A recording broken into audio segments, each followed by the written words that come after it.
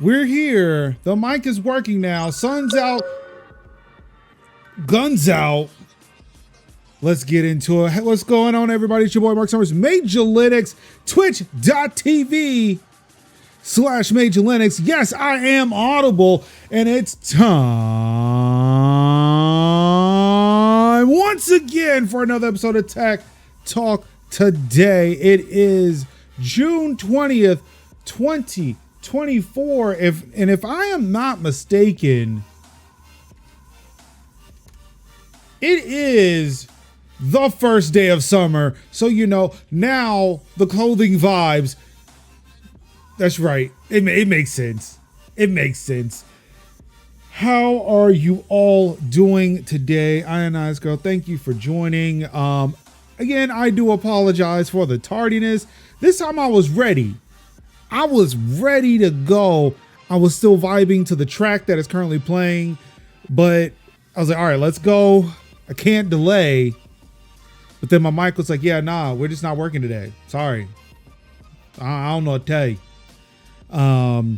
But in unplugging and then a replugging seemed to fix that issue. So, hey, we are here.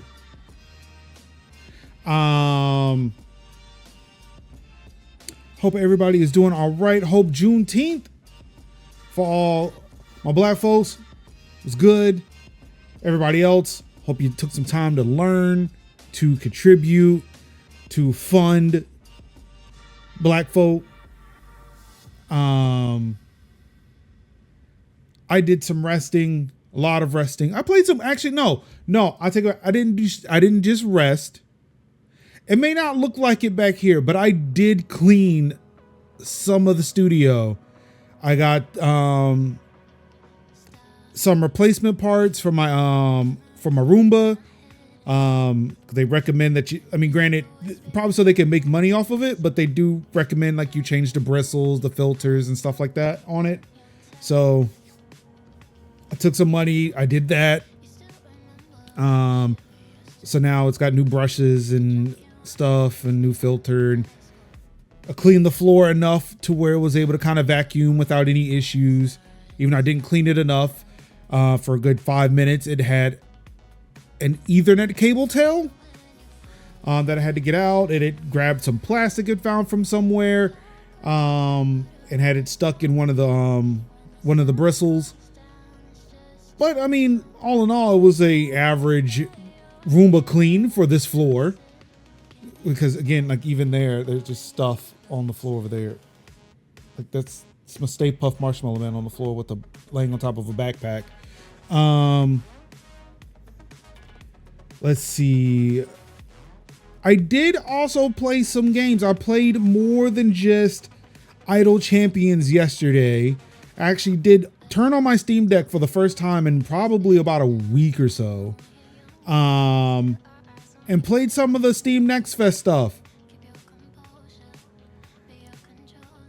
I'm going to tell you, the rest of that list was not great for me. It was like, even the things that were recommended, I was like, nah, I think I'm good here. These are not the games that I thought they were going to be. I appreciate the suggestions, but no. The only game that did kind of make it out of that list unscathed was Airships Lost Flotilla, because it's another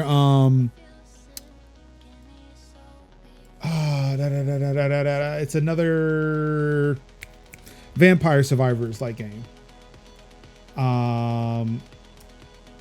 Let's see, I'm gonna go through the list here.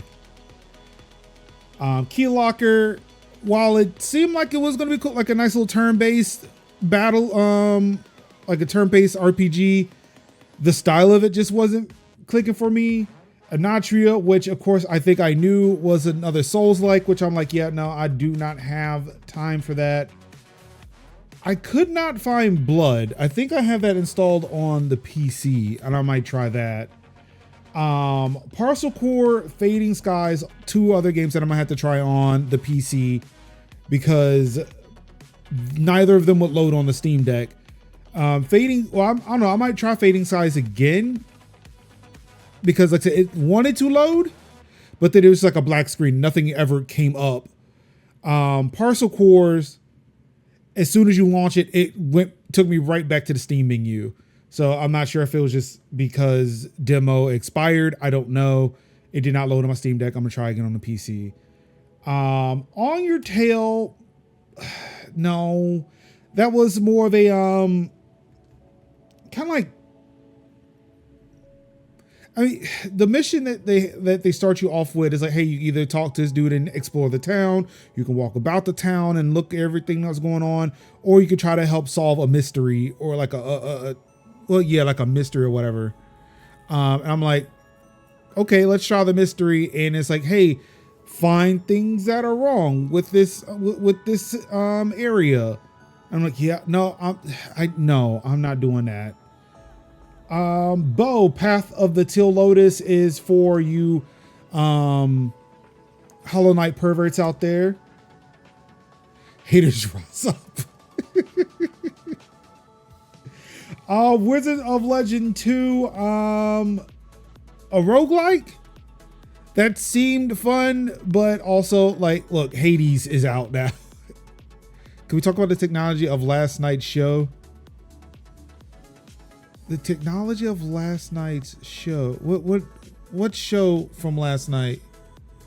There was a show last night?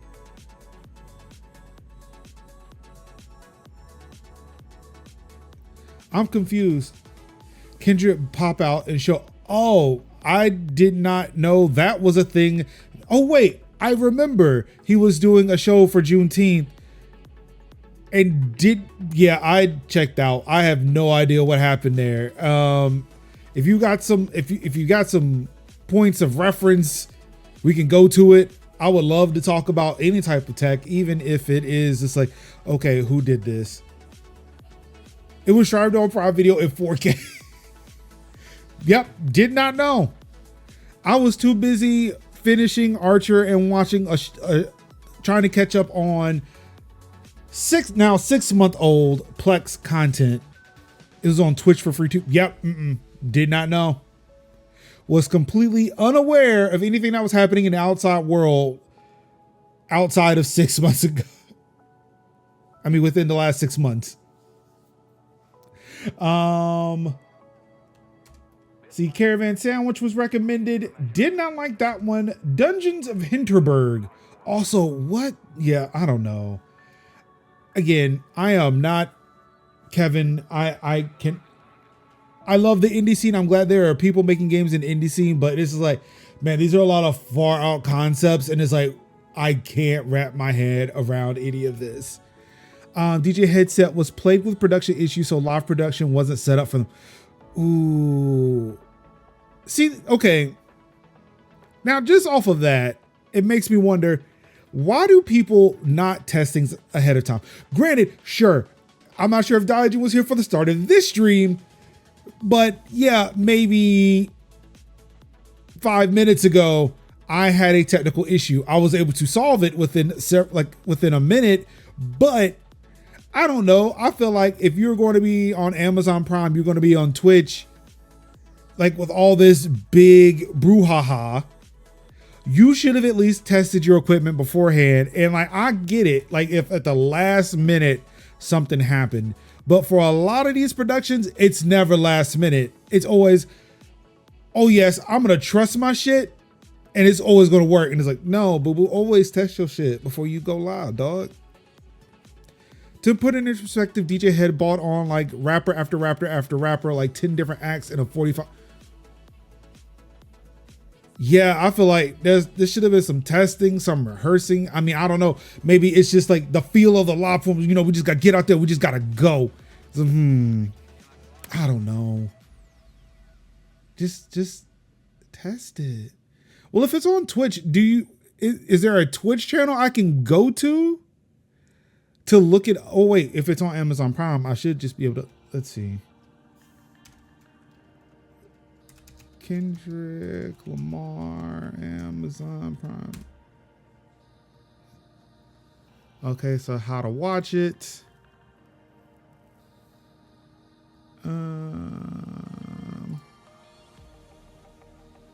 Okay, Oh, you just took me to Amazon Prime Video and just loaded up The Marvelous Miss Maisel. Thank you. That's not what I asked for.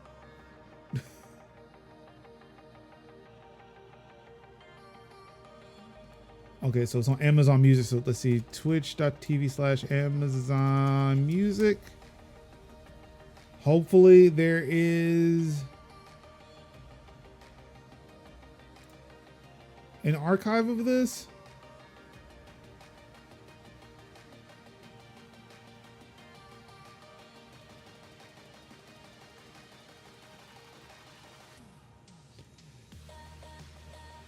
It doesn't look like it. It almost looks as if they tried to scrub it from the damn channel.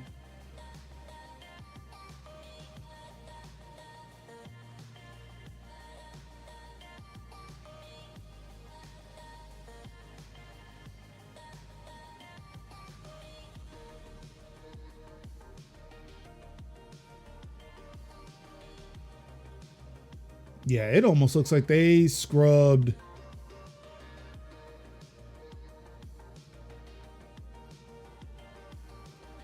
the channel, either that or like, or it could be like some agreement to where they could not archive the show.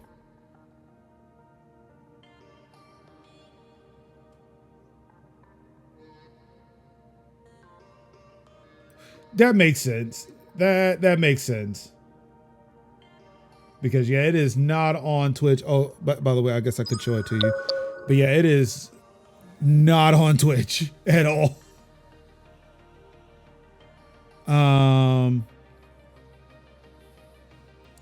Also, Wizards of Legend 1, I liked it. It came out before Hades 1, so seeing Wizards of Legend 2 change its art style this much was a bit disheartening for me. Like, it was okay, but yeah, it's like, as someone who had played Hades, I think I understood Hades more than I understood Wizards of Legend 2, and it's like, yeah, I'd just rather play Hades at this point.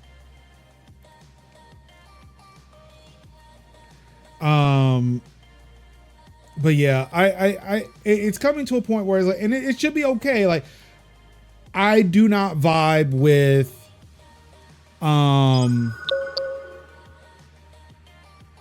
indie stuff as much, because I mean, it's a lot of new shit. It's a lot of new concepts. And I think because it's a lot of it, it's all right, look, I just need something. And then too, like, again, I'm just, as much as like I will sit there and say I'm an old person, and then somebody will sit there and say that no, I'm not. Again, I feel like I'm up there in age, especially in a video game, like in a gamer standpoint, where it's like, okay, I know what I like. I know what I want to play. A lot of these new things just aren't going to vibe with me. So I'm going to go play the things that I like to play. There are games out there, indie games that are out there that are games I like to play. Like, again, we looked at Metal Slug Tactics. We looked at Tactical Breach Wizard. Those are games like, oh, bet these are games I love to play. Also, they've got the comedy, they got the story. I'll stick with these, like, and granted, like, SNK is definitely not indie. I would like to think, I don't know enough about Tactical Breach Wizard's development to say whether it's indie or not, but I think it is. To where it's like, yeah, I'm cool with that, but yeah, a lot of the other stuff is like, I mean, granted, some of them are based off of older genres that these developers have grown up playing, and they make those games. But it's like, yeah, okay, I know you're indies, you're doing your thing. I'm just not your audience. I'm not. I'm going to make a new game mechanic called sitting in my rocking chair mumbling to myself while petting my dog. Isn't that just banana? I think it's called COD. Look, hey. If somebody made an indie version of COD, let's go, baby. What is that? Like Battle Blocks? No, not Battle Blocks Theater. What is it? What is that? Roblox looking Call of Duty game, that Roblox looking Battlefield game that came out. Like, I'll play that. That'll like indie Battlefield. Let's go.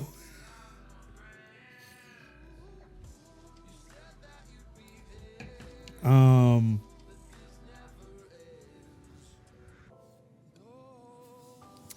but yeah, I don't know. There's still 3 games I need to check out. I think they are still installed on Steam. Let me check. Okay, I don't see Blood on here. Blood isn't on here. Parcel Core is still on here, and I see Fading Skies. So Blood may not be tried out, but at least Fading Skies and Parcel Core will be tried out on here soon. Thank goodness you're here. Odata and Skim were my personal favorites from Steam Fest. I enjoyed a bunch of chill puzzle games too. Let's see. Let's take a look at them. I'm gonna pull this over here and look. I'm stretching for time because the news today is very low. So yeah, let's talk about some Steam Next Fest. Thank goodness you're here. Oh, the demo is still available. I'm gonna. Okay. Hey, also, just so you know, I did try to install Linux again. It did not work. Okay,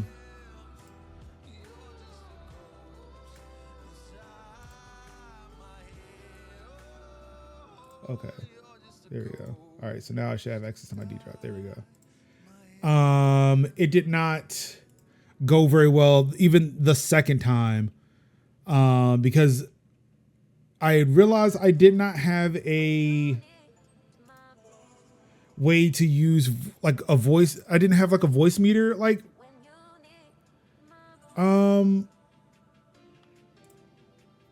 geez, what am I thinking of? What am I thinking? I didn't have like a voice meter replacement. Also, like trying to get my my APC Mini to work was going to be an issue. So yeah, it looks like I will be just producing content on Windows for the foreseeable future. I am stuck here. Oh, let's see. That is Skim. Oh, data.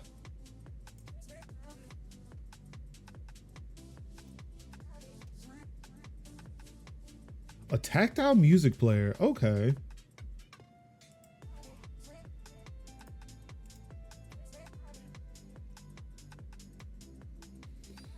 All right, so that's being downloaded, and I guess while we're here, you love this whimsical shit. That's an awesome way to talk about it. I love this whimsical shit, man. But I guess while we're here, let's go ahead and get into the tech and gaming news again. Some tech, not a lot of gaming, but hey, we do have some streaming today, and I cannot wait to get into that and also share that with the folks on the show later this evening, where hopefully we will not have as many technical issues as Kendrick's show last night. From what I hear, I didn't see it. I don't know, but I heard that they were having some technical issues. Starting off first with AMD is investigating claims of stolen company data. A third actor is reportedly trying to sell the data, which they claim includes information about future products. I mean, I guess not as big a deal as it would be for, you know, us, because it's not like it's personal data. It's, oh no, intellectual property is being stolen. Oh no, the humanity. AMD is looking into a potential cyber attack. A threat actor that goes by the alias Intel. Oh wow, what? Intel broker is selling data that it claims was obtained from an AMD.com breach this month. Bloomberg Computer reports, and the company confirmed in a statement that it is looking into the purported theft. Intel broker claims that the data for sale includes future products, employee databases, and customer data. Okay, you know what? Okay, it's a lot worse than I thought. There's 2 kinds of data theft.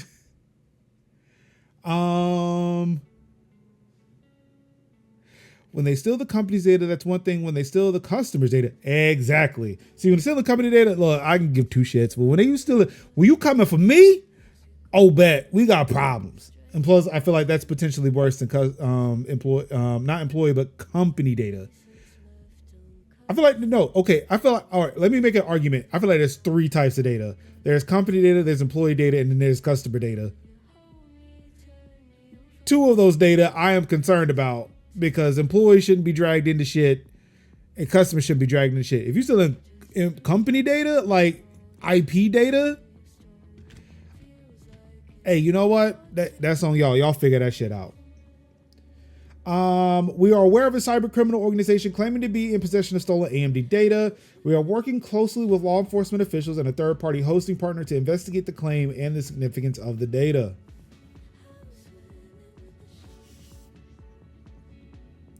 Okay, so this is not Intel as in Intel, the CPU company. This is Intel as in intelligence, which also Intel, the company, probably got their name from like intelligence or some shit.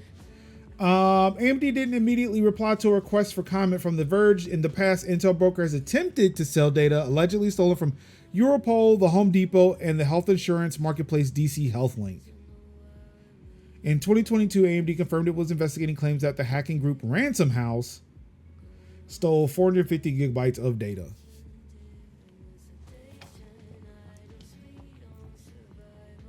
Okay, so not much to report here. AMD is actively looking into the issue, which again, this is what I want to see. Like companies saying, hey, okay, we didn't know we were hacked, and that's fine. If you didn't know, I feel like that's fine to an extent. Like maybe, you know, look into some things to kind of help you better detect. But even then, that's still like build a better mouse. Then you got to build a better mousetrap, build a better mouse, build a better mousetrap. You know, it's that thing, right? But at least like when the accusation was made, AMD's like, all right, bet we're looking into it. We're telling you we're looking into it. Don't be like, nah, it ain't come from us. Don't be AT&T in this situation where it's like someone says, hey, we got your data, and AT&T like, yeah, no, you don't. Don't be AT&T. Be AMD. And speaking of computer hardware manufacturers, Nvidia. Did I say Nvidia? Nvidia overtakes Microsoft as the world's most valuable company. Just weeks after overtaking Apple for the number 2 spot, Nvidia is now number 1 on the list, worth $3.335 trillion.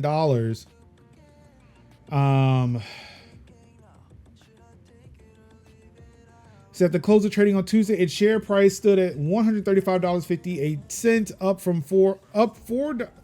$4.60 from the previous day, and pushing its market cap to $3.335 trillion.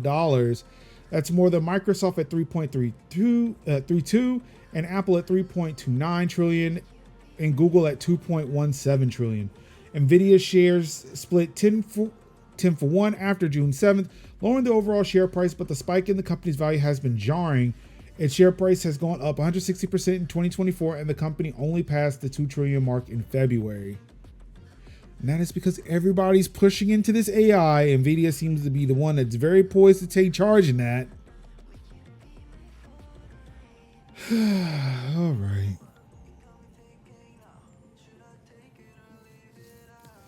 So I guess everybody is rich now.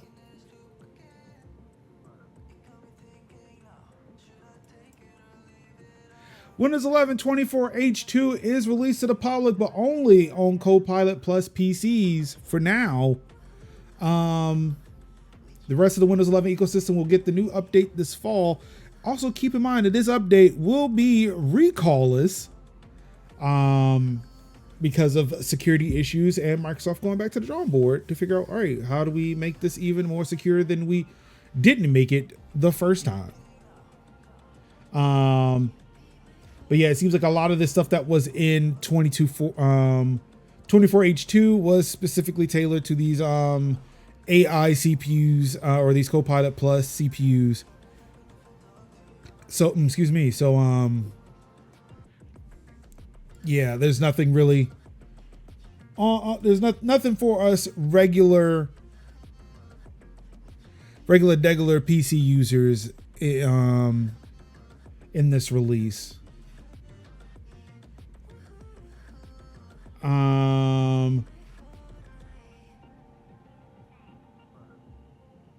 Let's see here. Yeah, so the only computers that are getting it right now are the Snapdragon X series chips, notably Intel and AMD's Copilot Plus PC chips. I don't think have shipped yet, or any other products have shipped yet with those chips. So we're still, I guess, waiting to see when those are going to hit. The wider 24H2 update rollout will also likely enable the Copilot Plus PC features on Intel and AMD PCs that meet the hardware requirements. The hardware will supposedly be available starting in July, so next month, if AMD can hit its planned ship date for Ryzen AI chips, but neither Intel nor AMD seems to know exactly when the Copilot Plus features will be enabled in software. Right now, the x86 version of Windows doesn't even have hidden Copilot Plus features that can be enabled with the right settings, so they only seem to be included at all in the ARM version of the update. Which makes me feel good because my baby will have none of the AI shit. Yes. Unfortunately for Microsoft, the Copilot Plus PC program, and to the lesser extent the 24H2 update, has become mostly synonymous with the recall screen recording feature. Microsoft revealed this feature to the public without first sending it through its normal Windows Insider test program. As soon as security researchers and testers were able to dig into it, they immediately found security holes and privacy risks that could expose the user's entire recall database, plus detailed screenshots of all their activity to anyone with access to the PC. So yeah. That sounds unfortunate for Microsoft. And the thing is, like, I feel like this would not hit as much. This would not hurt Microsoft as much if it wasn't, one, for them not going through and testing it. We knew this feature was going to be coming and they could kind of work on fixing it before release. And two, if Satya Nadella and the rest of the team were like, we're going to focus on privacy now, especially after putting so much money and effort into OpenAI, its whole privacy shenanigans, it like the whole thing with just AI, generative AI in general. And it's like, yeah, we're going to focus on privacy and then release this shit. And it's like, oh, no, boo boo. This is like not privacy. It's like, your hands weren't talking to each other. What happened, dog? Hopefully Microsoft can figure out a way out of this. I don't know. Maybe another rebranding will come out. Maybe Windows 12 will come out to make us forget about the quagmire that is Windows 11. Also, at what point do we start comparing Windows 11 to Windows 8 and Windows Vista? Like, is this Microsoft's off year or off release?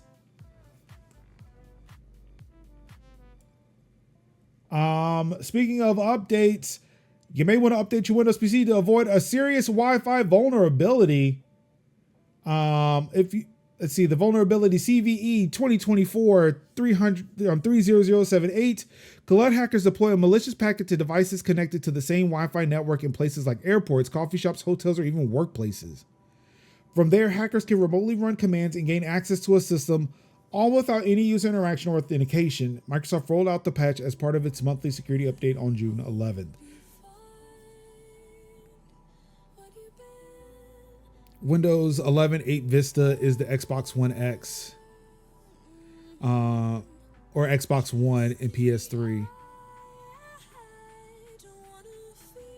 Wait, what? Are you saying Xbox One X or the Xbox One? Oh, company hubris. Got you. Yep. I can see that. I can see that.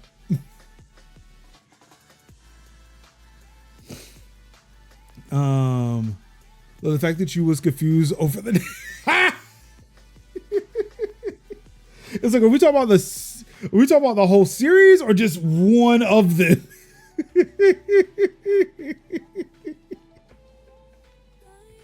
But yeah, I see that. I can see that. I get it.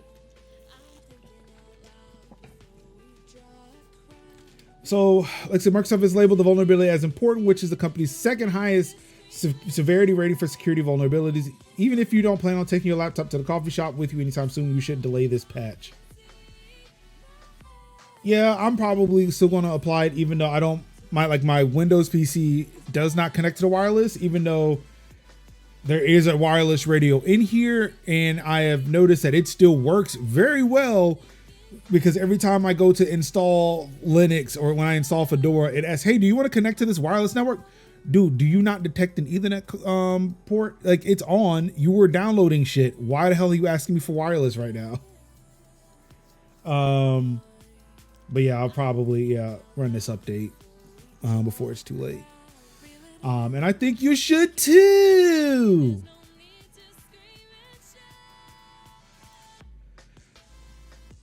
In hot labor summer news, that's right, because it's summertime.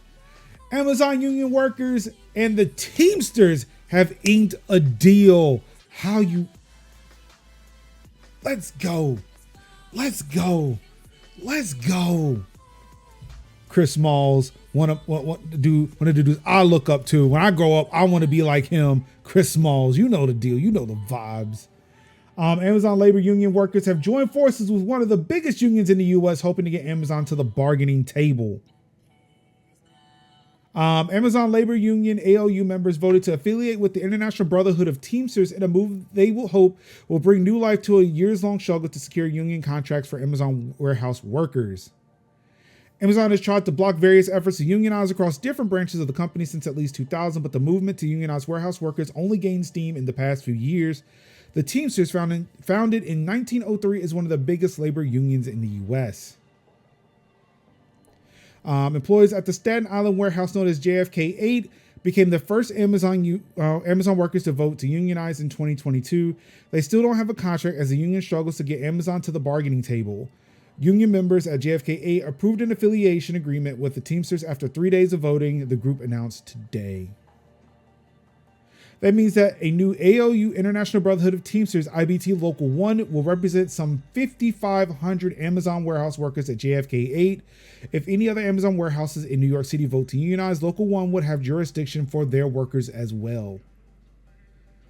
Staten Island Union organizers now have access to more financial resources thanks to the partnership. The Teamsters, meanwhile, have been trying to unionize Amazon warehouse workers across the U.S. Let's fucking go. Let's fucking go. Yeah, I'm excited. When I saw this, I was fucking excited. Also, not too long after this, I saw some video coming out of my local Amazon fulfillment center, RDU1, where there was some union busting going on. There were somebody went in lying, saying that, hey, if you sign a union card, it goes directly to the federal government for them to harass you. I was like, oh, no, not Amazon out here lying and union busting active. Ooh, oh no, baby. We don't want to do that. We don't want this. We don't want this. So again, awesome to see. Congratulations to Chris Moss. I know he's been out there making the rounds, supporting various other struggles, especially in the EU as of late. So it's kind of good to see that ALU is still doing the damn thing, and that they are partnered with the Teamsters, and hopefully more Amazon warehouse workers, especially in the New York area, do vote to unionize, that they join the Teamsters. Because again, the Teamsters are the shit. Like, if you were they weren't even they know not to cross picket lines. If you remember the writers and the actor strikes of 2023, the Teamsters stopped shit. Like, they weren't working because they weren't going to cross the picket line. And the Teamsters, they stand on business. So, good shit. Congratulations to ALU over in JFK 8 over in Staten Island. And here's some more Amazon workers and more workers in general getting organized and fighting the ruling class. Speaking of Amazon, Amazon faces nearly $6 million in fines over California labor law violations. The company failed to properly notify its warehouse workers about their expected quotas. The California Labor Commissioner's office has fined Amazon $5,901,700 for infractions related to a law designed to protect warehouse workers. Under the state's AB 701 law, large companies are required to tell warehouse or distribution center workers in writing what their expected quotas are, including how often they should perform particular tasks and what consequences they may face for failing to meet those quotas. This law was a reaction to stories from Amazon workers who said they would skip bathroom breaks or risk injury in order to maximize their output. The hardworking warehouse employees who have helped sustain us during these unprecedented times should not have to risk injury or face punishment as a result of exploitive quotas that violate basic health and safety. This was from Governor Gavin Newsom when he signed the bill into law in 2021.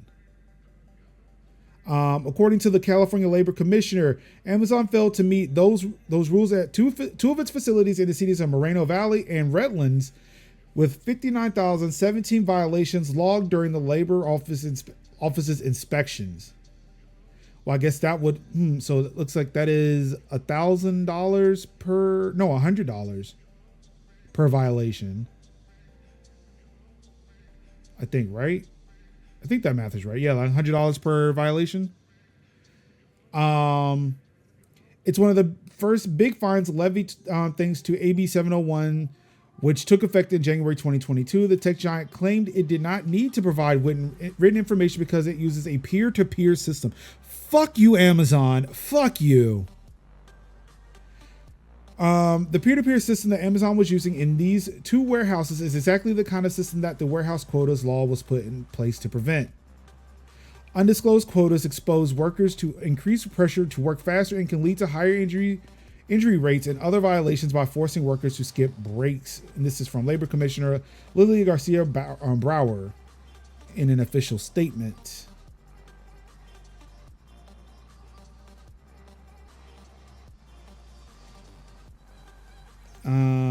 Amazon spokesperson Maureen Lynch-Vogel told Engadget, however, that the company disagrees with the allegations made in the citations and have already appealed the fines.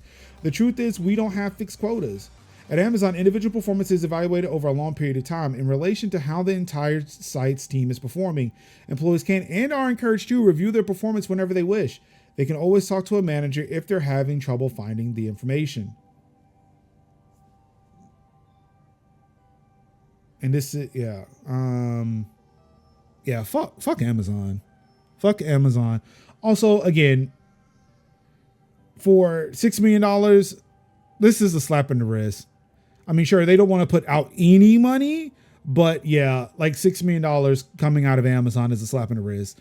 And they're appealing it just so that way it's not like a blemish on their record, but at the same time, it's them, like if the appeal doesn't go through, it's like, all right, whatever, it's $6 million. Just don't make it so obvious next time. And in more labor news, again, while I was initially excited about the Amazon Labor Union joining the Teamsters, this right fucking here is where I am super fucking excited. More than 1,000 students pledged not to work at Google and Amazon due to Project Nimbus. That's right, fuck you. The companies are providing the Israeli government with cloud computing services under the project. And again, we have talked to that at length. You know how I feel about it. So you know I'm like, just on a personal level. Yeah. No Tech for Apartheid, a coalition of tech workers demanding big tech companies to drop their contracts with the Israeli government, is close to reaching its goal for a campaign asking students not to work for Google and Amazon. As Wired reports, more than 1,100 people who identify themselves as STEM students and young workers have taken the pledge to refuse jobs from the companies for powering Israel's apartheid system and genocide against Palestinians. Based on its website, No Tech for Apartheid's goal is to gather 1,200 signatures for the campaign. Oh, that's so close, baby. They're so close. You can taste it. You can taste it.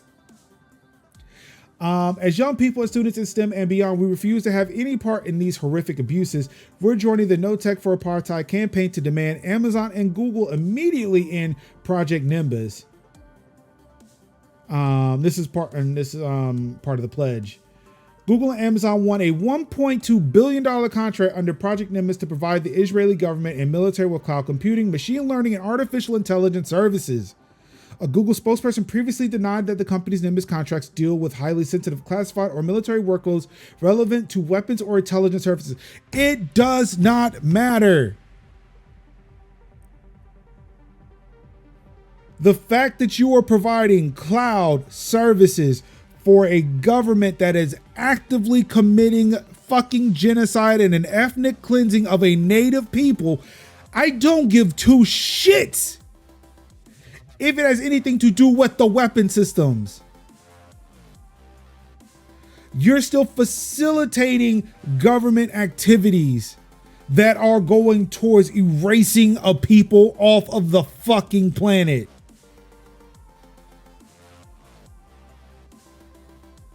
And you know your claims are shit when in the contract you are obligated to keep running it even when people are like, yo, this shit is fucked up.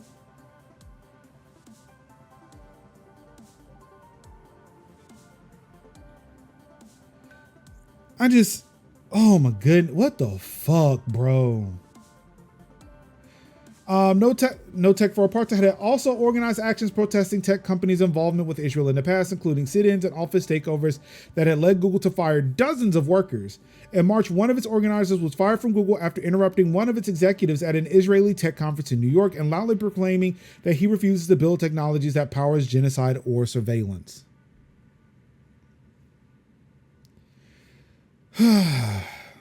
Good on these students. I feel like we are all right. For people who are showing despair about the future, again, this is Gen Z who are now in college, graduating from college, getting into the workforce, and are just saying like, no, the fuck, we're not doing this shit.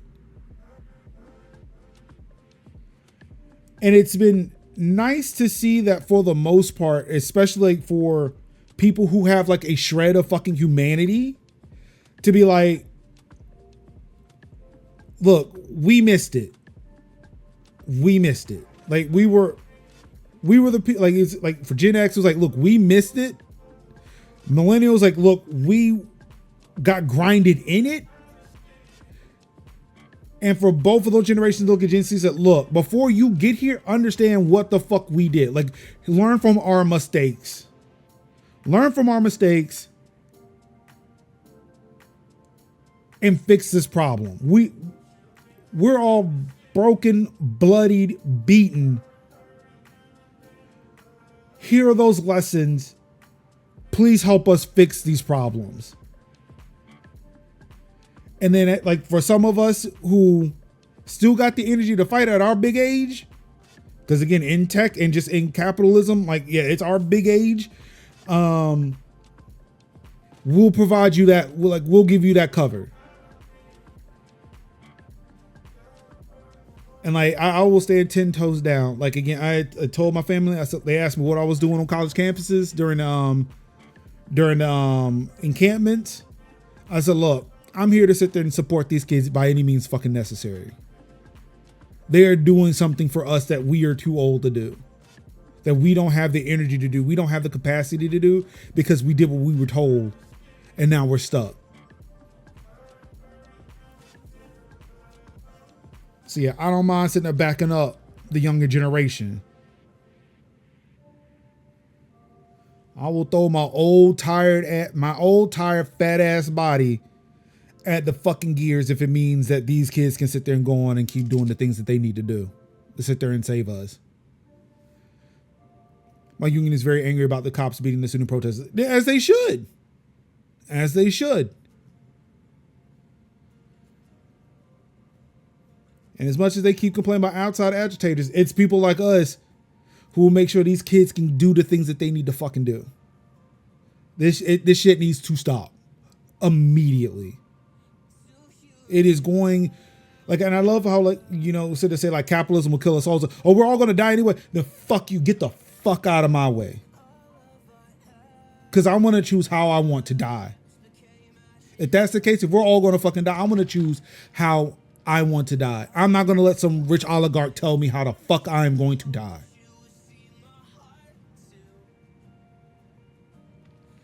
I swear.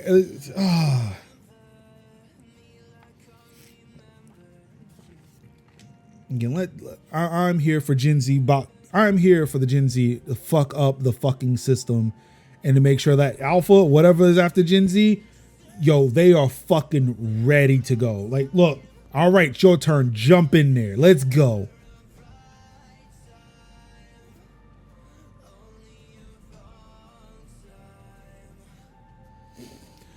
Now to bring it up a bit, Pornhub. Ooh, excuse me. Pornhub is leaving 5 more states over age verification laws. The new laws are aimed at protecting minors, but have raised questions about broader online privacy issues.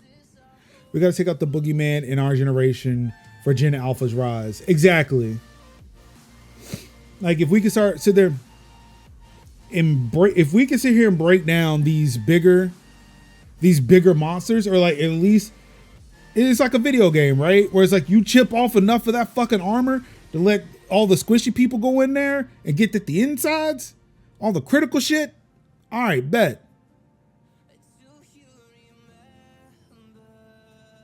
Like, I'll be Orin. Or whatever the fuck his name was in Horizon. It's been a while since I played, so I forgot his name. But yeah, I'll be that big ass, old ass white dude with a hammer just swinging shit, bro. To be clear, this is age verification of the people browsing, not the people in the pictures. That is already required everywhere. Exactly. Yep. This is to say I am who I am, how old I say I am to view the website. Which are like, yeah, upload your ID to the internet. Like, excuse me? Excuse me? No. I feel like, how about parents just like really control how shit gets viewed in your house?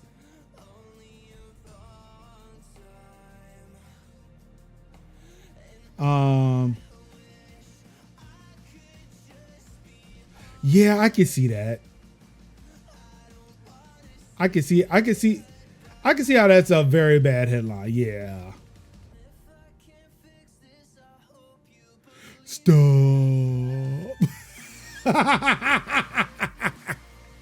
I'm 40, but I'm still gonna upload my mom's ID. Oh boy.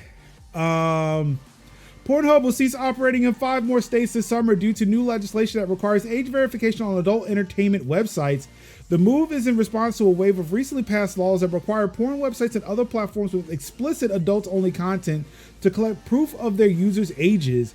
In all of these states, that means people would need to upload a copy of their driver's license or other government ID or register with a third-party age verification service in order to use sites like Pornhub.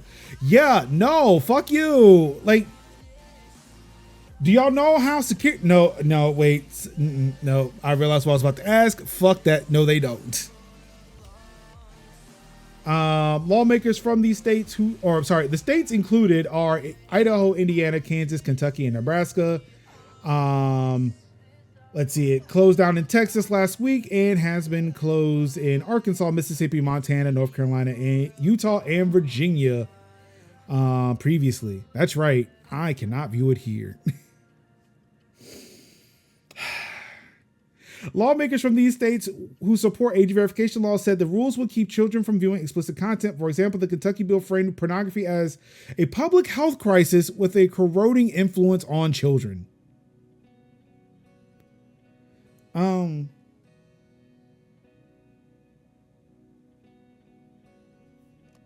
I mean, okay, dog, whatever you say.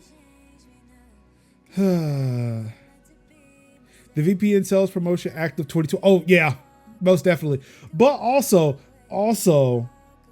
I mean, there's something to be said about Pornhub's content, right? But I mean, there are other places that also could just grant you this access.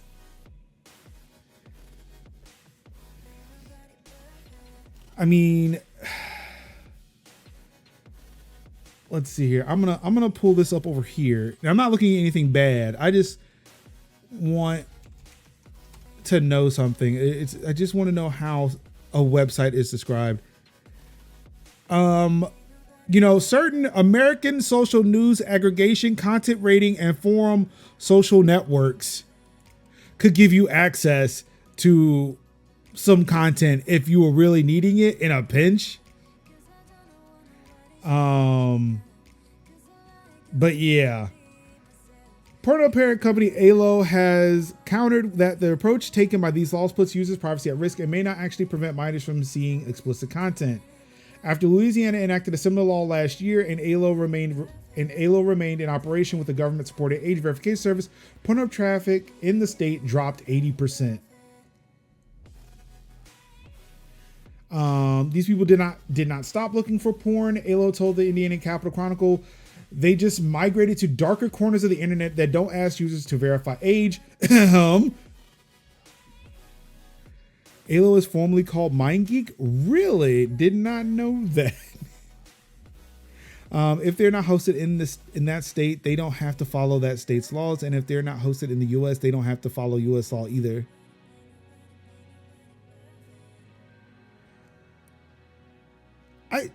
So what is it, just because of CDNs? Are we hitting this issue then?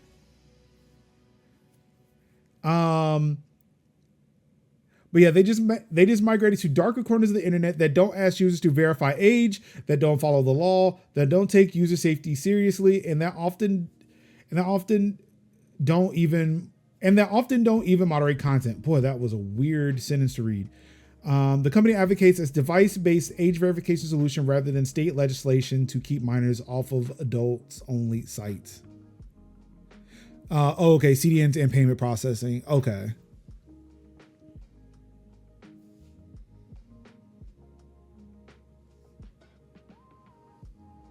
EFF also chimed in saying, no one should have to hand over the driver's license to just to access free websites. That's why EFF opposes mandated age verification laws, no matter how well-intentioned they may be. But yep, it's about time. Yeah, like VPN subscriptions are probably going up. And yeah, there are other places that people can go to get access to it, not even necessarily dark corners of the web.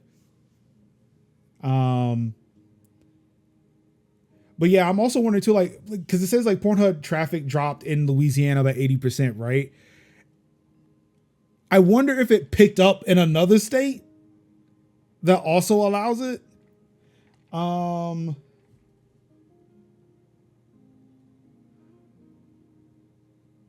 But yeah, I've been thinking about getting access to a VPN. I need to sit there and get hold of one before I leave for a trip next month. I want to go to Kansas City, because I'll be traveling there. That's that reason why.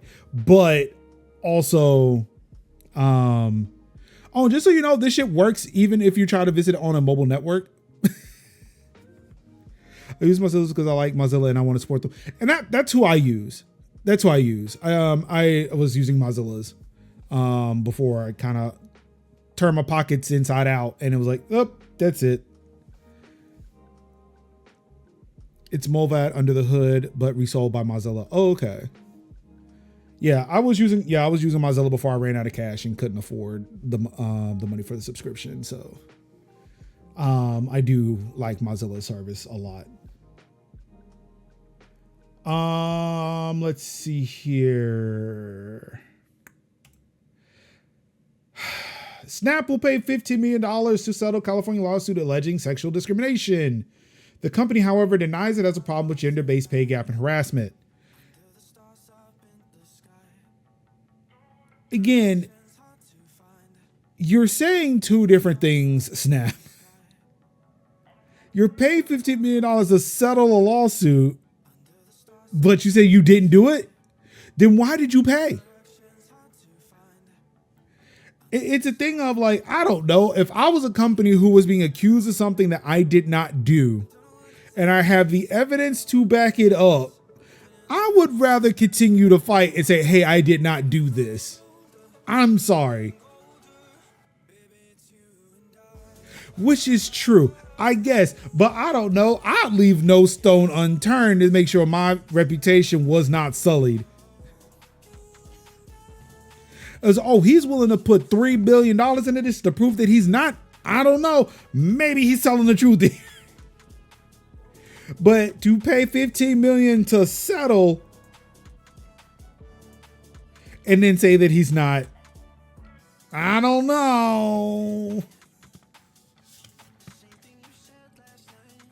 The California Civil Rights Department has revealed that Snap Incorporated has agreed to pay $15 million to settle the lawsuit it filed over alleged discrimination, harassment, and retaliation against women at the company. California Civil Rights Agency started investigating the company behind Snapchat over 3 years ago due to claims that it discriminated and retaliated against female employees. The agency accused the company of failing to actually, I can't complain because I was writing articles the same way. Failing to make sure that female employees were paid equally despite a period of rapid growth between 2015 and 2022. Women, especially those in engineering roles, were allegedly discouraged to apply for promotions and lost them to less qualified male colleagues when they did. The agency said that they also had to endure unwelcome sexual advances and face retaliation when they spoke up. Female employees were given negative performance reviews, were denied opportunities, and ultimately were terminated.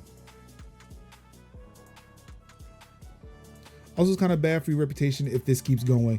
Well, yes. Again, like that's the thing. Like if I am not doing it, it's not happening.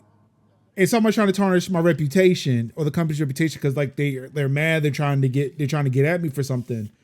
Then it's like, look, there is nothing here. You can run it, but again, if the Civil Rights Department and several people are coming out and they're saying this, and like all the stories are corroborate, like they're all checking out. And then you was like, you know what? We don't want this to go any further. This is going to damage our reputation. We'll pay you $15 million. Shut this up. But we're gonna maintain our innocence. Yeah, nah, dog. No, that's not how this works.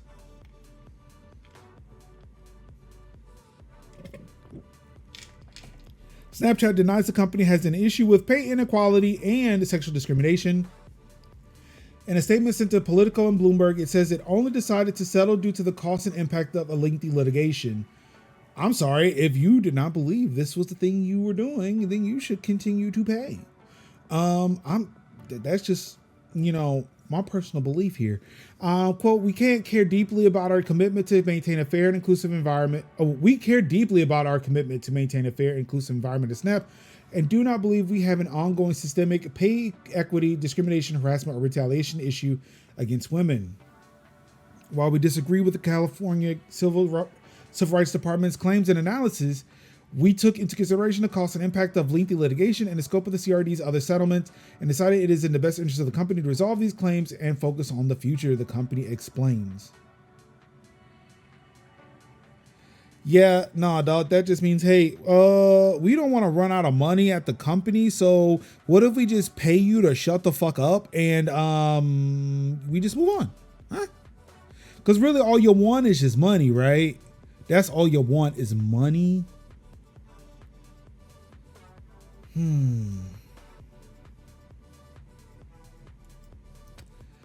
Last but not least, in tech, Sunbird. You remember Sunbird, the app that was attached to Thunderbird to provide calendar support before Thunderbird just fully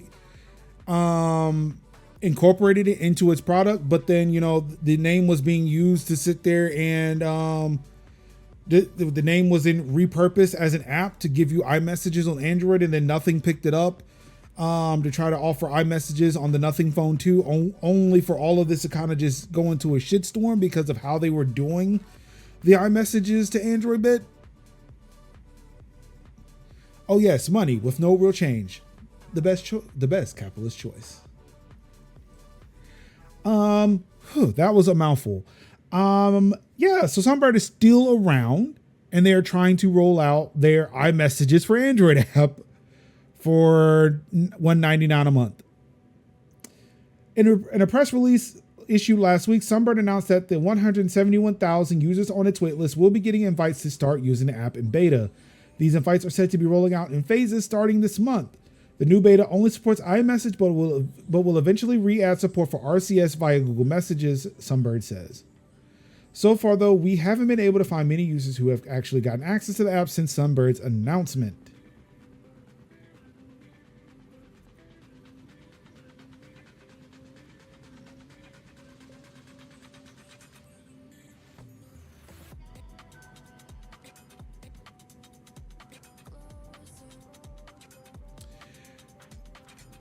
See, the email goes on to explain that new Apple IDs may have a brief 30 to 60 minute warming up period, that all playable audio formats cause the app to crash, and that outgoing attachments may be duplicated on the receiver's end sporadically alongside some other known bugs. Just stop. Like, honestly, just fucking stop. You're getting RCS support is coming to iMessages. Calm the fuck down.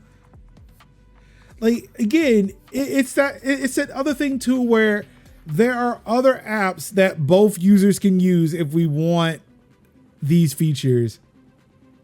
And while you are tuned into status where I am playing game, I just, it baffles me that people are still going down this route to just get iMessages. Like, iMessages, like, it's whatever. I don't know. Like, I use it to text my parents and my wife and my kid. Well, barely my kid, but like, it's what I use to text other iPhone users because they have an iPhone, not because that's just my preferred way to text them. Honestly, the Messages app for me on my iPhone is like, this is SMS. That is all that it is to me. Yes, I would like to get cool features when I text everybody else, but like, that's like the basic services for iMessage is to just text a person. Like, this is just fucking stupid. Just let it die. In gaming news, PlayStation Portal is finally getting a major feature it somehow launched without. Speaking of wireless, because man, this has been a wireless heavy show. Well, wireless heavy is we did have a story directly about wireless. Then we talked about VPNs and how using on wireless networks when traveling. You know, wireless, Wi-Fi.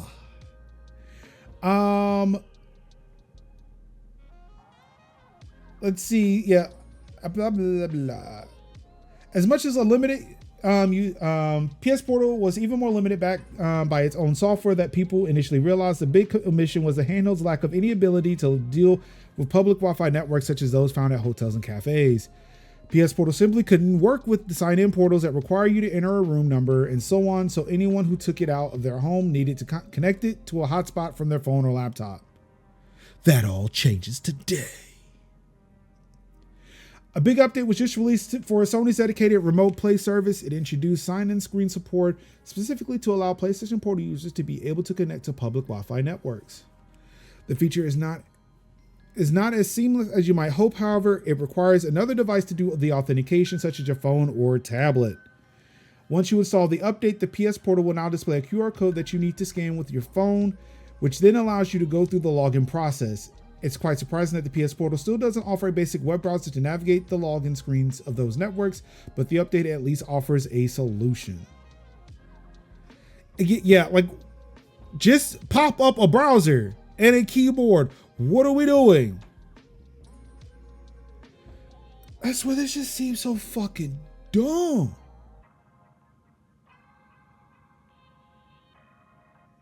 This is so dumb.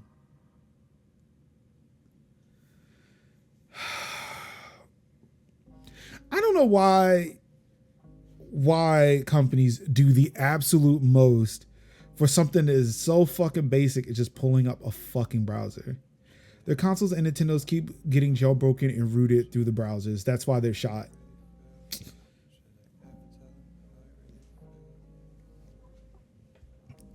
Again, this shit barely has anything on it. Why the fuck does it matter?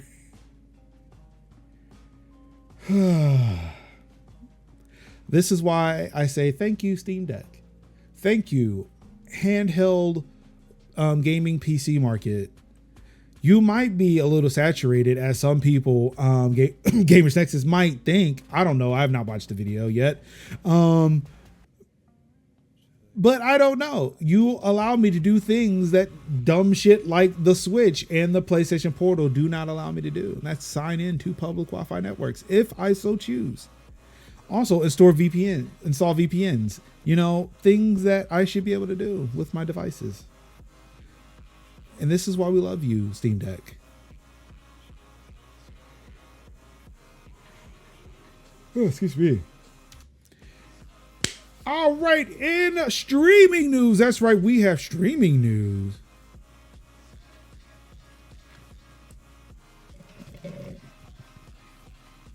All right, there's more ice in here than there is water, but I did sip some water out of it. Yeah, it's empty. What's going on to call? Ex-Kick employee accuses staff of offering less money to Twitch streamer with cancer.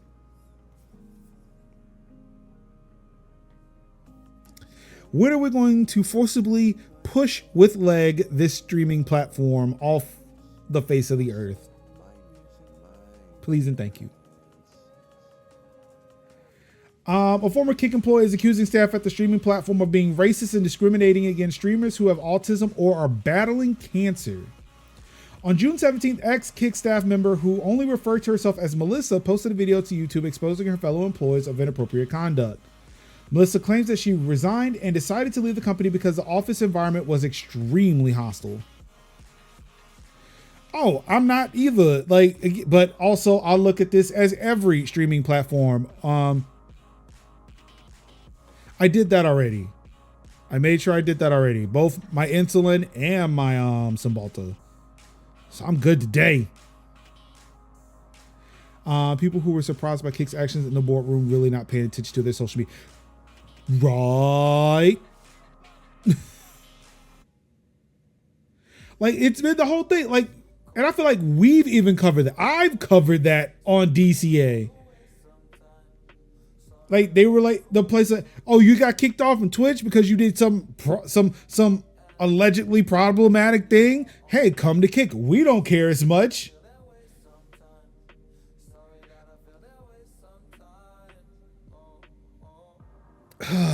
Shit. Just quote, there was consistent disrespect to other people's opinions and beliefs. This went as far as consistently hearing the F slur, and not only just as a joke, it was specifically targeted towards people it was supposed to discriminate against. The former staff member also alleges that when she would walk past the social rooms where employees would run the platform's social media accounts, she'd hear the N-word dropped even with upper management in the room. She went on to claim that people on the team would laugh at deliberately misgendering transgender streamers. The alleged misconduct doesn't stop there either. According to Melissa, an autistic streamer who they had signed wasn't treated well. When she inquired about their contractual renewal, Melissa recalled a staff member smirking and saying he decimated his rate down to a below market set rate for an English streamer. The incident, Melissa says, quote, really solidified her decision to leave Kick came when they were trying to get a quote, very beloved Twitch streamer to join the platform and gamble. Quote, this particular streamer had been publicly battling cancer recently, so they decided to utilize that in their strategy to get this person over. This conversation very quickly became quite sinister. Melissa recalled a quote from one of the employees that made her want to quit. Quote, we can get her on Kick streaming steak for a relatively low price because she probably thinks she's going to die soon and she'll want to leave more money for her family. When no one objected to this remark, Melissa remembers thinking she was speaking with demons and went home early. So far, Kick staff hasn't responded to their former employees' claims, but she says she doesn't care about any legal complications, saying that she's prepared to declare bankruptcy if they take her to court. Again, more companies should take this stance. If you are right and you are not doing the thing you said you're doing, you should be able to, you should be prepared to declare bankruptcy. Just put it out there. Ed Craven, the co-founder of Kick and Steak, did, however, respond to Melissa, claiming that staff were told she was fired and didn't quit the company. Quote, would you kindly be able to send me through some examples of the problems you are facing with what people are saying regarding your resignation? End quote, he asked back on June 12th. Melissa, meanwhile, accused him of just doing damage control and wasn't interested in hearing her concerns back when she worked at Kick.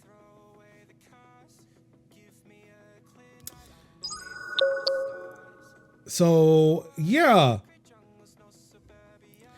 I really am concerned about those who are still streaming and who are just like promoting forcibly push with leg.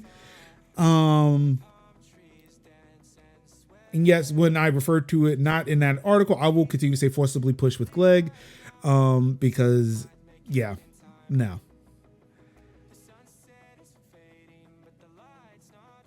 But people don't care. And it's like, and that's the thing, like people just do not care. It's like when you sit there and it's like, it's back what I said before, like when it said like, yeah, capitalism is going to kill us. It was like, oh, we're all going to die anyway. It's that whole thing when you present, hey, these things are bad, but because it doesn't directly affect a person, like just the one person you're talking to, like, well, I don't have cancer. I'm not autistic. I'm not a part of the LGBTQIA plus community. This doesn't bother me.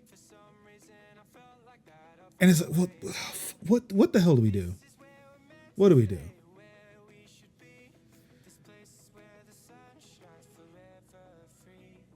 All right, so let's see here. What else is in the news? What's happened since we started the show?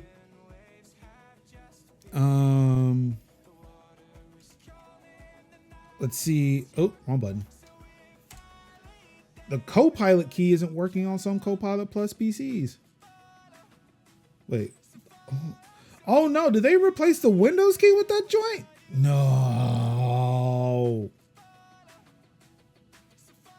Right, I mean, that's the whole point.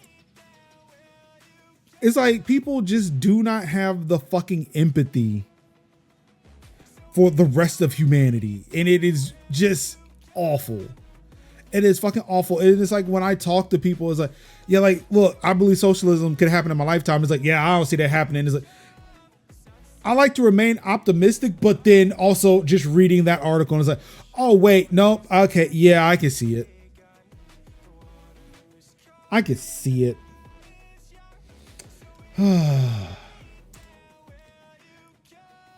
Let's see. Anthropic has a fast new AI model and a clever new way to interact with chatbots.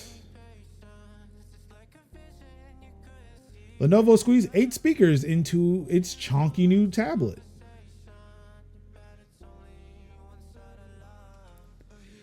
I think there's two kinds of people who try to treat others with compassion and no matter their background, and fuckwads. Oh, exactly. I wholeheartedly agree. Embracer outlines plans for AI and acknowledges potential risk. Oh, like, you know, just losing more companies in the process. Good job. Thank you, Embracer. Yeah, and yeah, Anka. Just because you're the GOAT, no. I'm just trying to get you on Signal. Because there's something I would like to really discuss with you.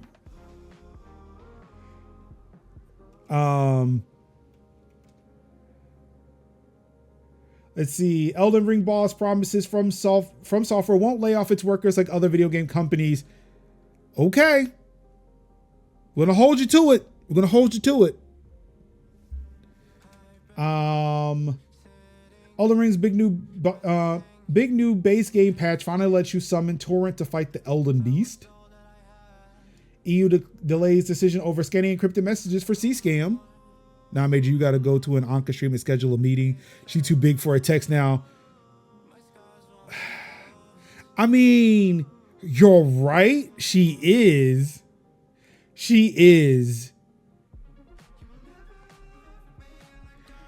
But I also, again, like, it's with a lot of urgency. I would like to discuss things with her. I think a co-stream might be a good idea for Tech Talk Thursdays. A co-stream of what? What are we co-streaming? I'll co-stream right now. Wow. Wow. Are we really are we doing this?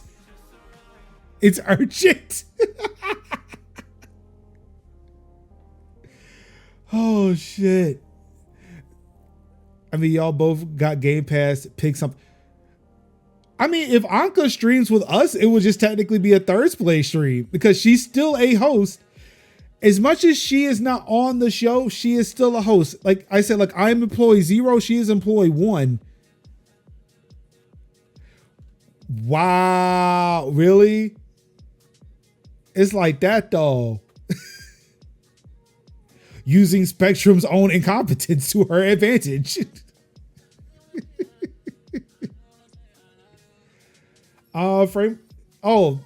Hey, Tikal, isn't this for you? Framework adds RISC V motherboard to its laptops.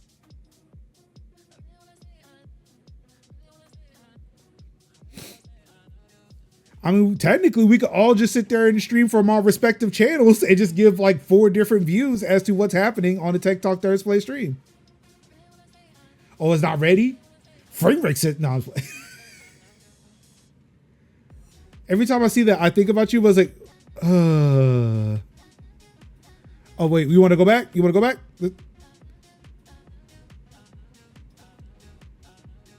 How do you get this? Let's see. Oh, it's at its prototype stage.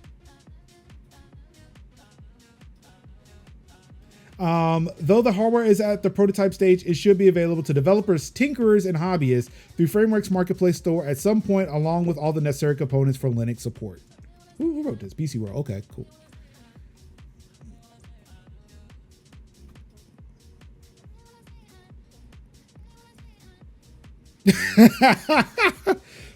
Damn it. So close. So close. Oh, I would say if you wanted a new hat, you could get a Tech Talk Thursdays hat, but I forgot the store is, I think, closed right now because we've switched marketplaces. Thanks to Stream Elements. So the Penguin gets a second Brooding trailer, which still won't commit to a release date. Okay, whatever. The DJI drone ban, a uniquely American clusterfuck. Yes. Yeah, I can. Well, we did have mugs and hats, but yeah, the store is broken. I do need to take a look at the new store and try to get that stuff implemented again.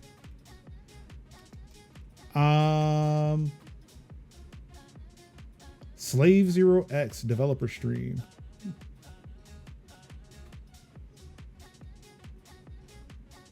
Not sure what game to play? Leave a comment, will help. There are plenty of programs that will do this for me. Why do I need to leave a comment at Polygon? You're just trying to drive engagement to your site, Polygon. I see you. Wait. Nvidia GPUs and laptops are a menace because you have to either install the drivers yourself or use a distro that packages them for you correctly. Leaders at NixOS and Pop! OS. Let me know about mug. Still mad about the mouse mat. Oh yeah, I should probably put. Yeah, okay. You know what? I'll have to put that on my list of things to do. Let's bring it back. Let's bring back the list of things. I deleted the note, so I'm gonna have to make a new one. Let's see. List of things to do. Let's add some check marks. Bring back. Yeah, just merch store. What else was on here? I think that was it. I think it's just the merch store, right? You can restrict Instagram lives to close friends. League of Legends new champion Aurora is a roaming evasive monster you've absolutely got to try. Nah, I'm good. Ex OpenAI star Sutskiver shoots for super intelligent AI with new company. And look at Sam Altman. He looks worried. He looks very worried about that. What is that app I was using? This is Notes Nook. And yes, it does have Linux support. Oh, most definitely it's a scam. I mean, almost at this point now, like, it's like anything that was before OpenAI and ChatGPT, I feel like, all right, cool, y'all are doing things. Everything after this now just seems like a fucking scam. Nobody knows how to make super intelligent AI, but he's gonna figure it out. He's selling them the Eiffel Tower. Yeah. This is what he's doing. This is his Eiffel Tower pose.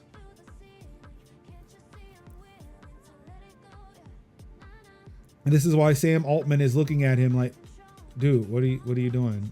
Just stop. Don't do the things. Just give me 1 billion. I'll get you the super AI. Dude, you're fucking up the bag, man. Just sit down. Sit down.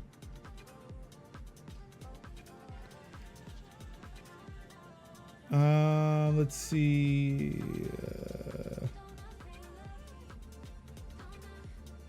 Wag says is a cozy punk slice of life narrative sim about managing a struggling record store. Can we get that comic book shop show that was a Cheyenne the Geek is working on? That's what I want. No merges Wayland DRM lease protocol for better VR handling. No Michelle accent color support merge for GNOME 47. And that's it. That's all I got. That's all I got for today.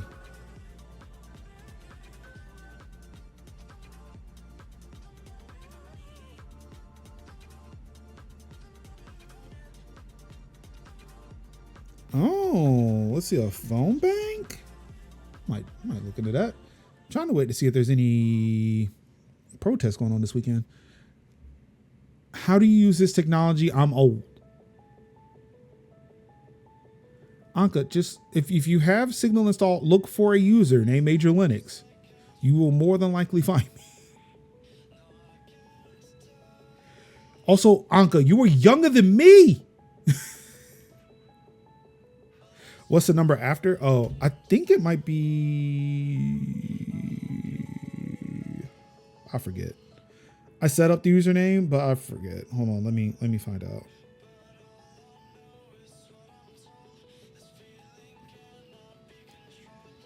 '21.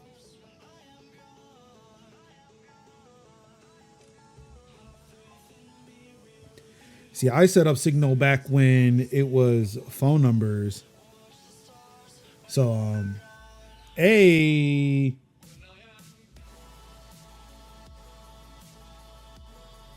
That's the shit done here. There we go.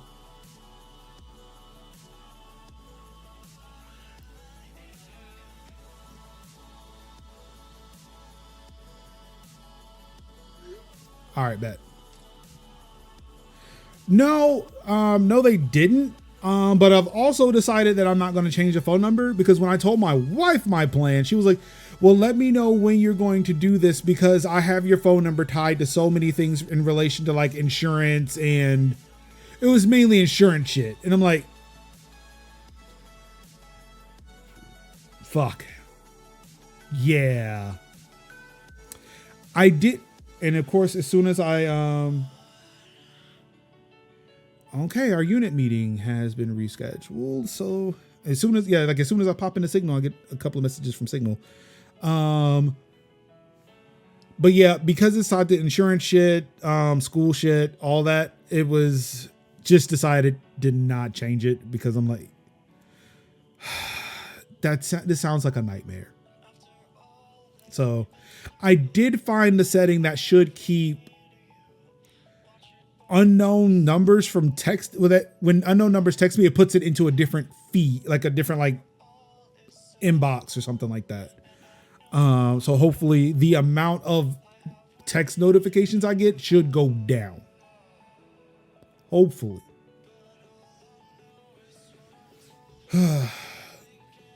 But it still doesn't stop the number of phone calls. Like, while the phone calls don't notify me. I mean, it doesn't like ring.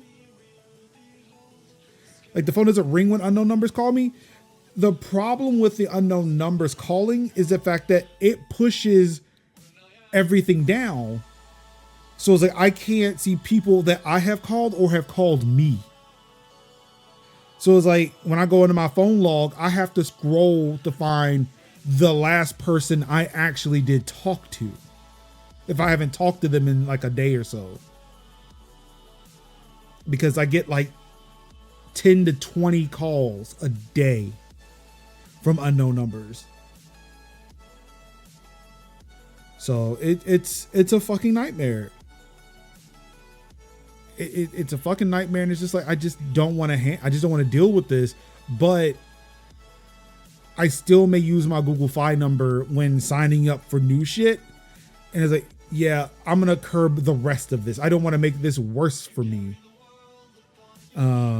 So they can just go to a dead number, but a number that is still assigned to me through Google Fi. But yeah, thank you everybody. That's it. That's all I got. There is no more news. We ran out of news. We know everything now. Let's see. I will be back with the boys. It's your boy Kev and Cinziak for another episode of Tech Talk Thursday this evening, 8 o'clock p.m. Right here, twitch.tv/Major Linux. So definitely come back. We know everything. Time to go back to hating the Canadian. Wait. Which Canadian? Are we supposed to be hating a Canadian right now? Is it the guy that's running against Trudeau? Is there a... Oh, Drake. I mean, yeah, I guess. I could care less. I mean, I guess we could hate Drake. Fuck Trudeau too. True. Yeah, he is a part of the capitalist system. You're right. Any other? Wait, hold on.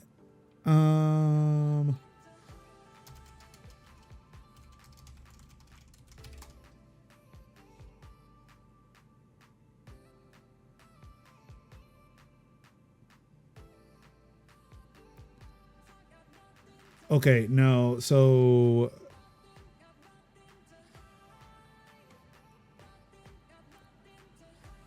okay, I was thinking the other Marcus Summers that I've heard of recently, which is the leader of the People's Convoy. He is actually American. I thought he was Canadian. The mayor of Quebec can go too. The whole denim South Belt of Canada.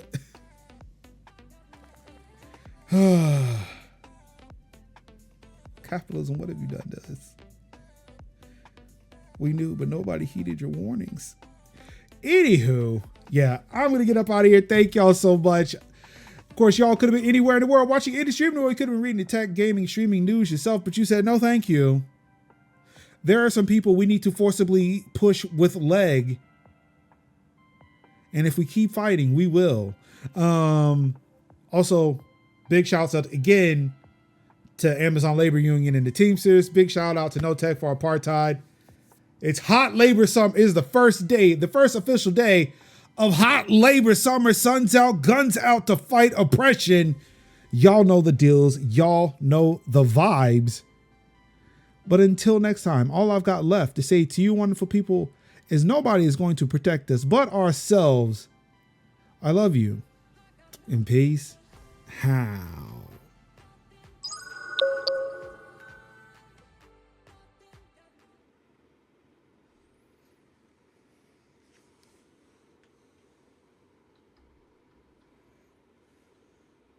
Y'all still here?